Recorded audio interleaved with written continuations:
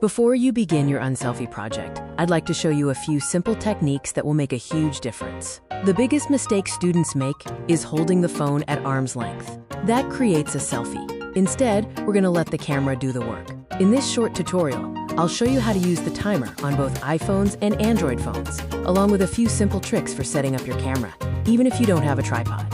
Let's get started. Why use a timer? Here's the difference. On the left is a traditional selfie. On the right is a photograph taken using a timer. Even though they're the same person, the second image immediately feels more intentional. By stepping away from the camera, you gain much more control over your composition, your lighting, and your pose. Instead of reaching toward the camera, place your phone down. Step back. Let the timer take the photograph. You'll be surprised how much more natural your images look. Setting the timer is easy. If you're using an iPhone, open the camera app, tap the arrow at the top, or swipe up depending on your version of iOS and tap the timer icon. Choose either a 3-second or 10-second delay. Then press the shutter button and walk into position. If you're using an Android phone, the steps are very similar. Open your camera app, tap the timer icon, choose your delay, press the shutter button, and move into place.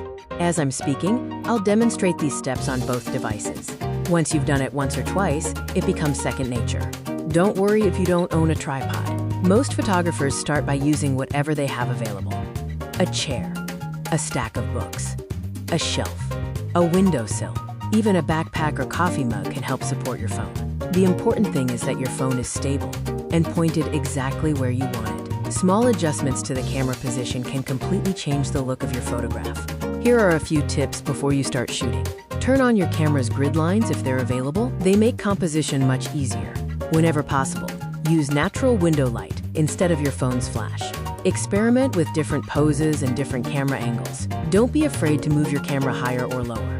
One tip that many people forget is to take photographs both horizontally and vertically. Sometimes one orientation simply works better than the other. Most importantly, don't stop after one photograph. Professional photographers rarely take just one image. They take many. Try 20 or more photographs. Then choose the one that tells your story the best. That's it. You're ready to begin creating your unselfie. Start by planning your story. Set up your camera. Experiment with different ideas.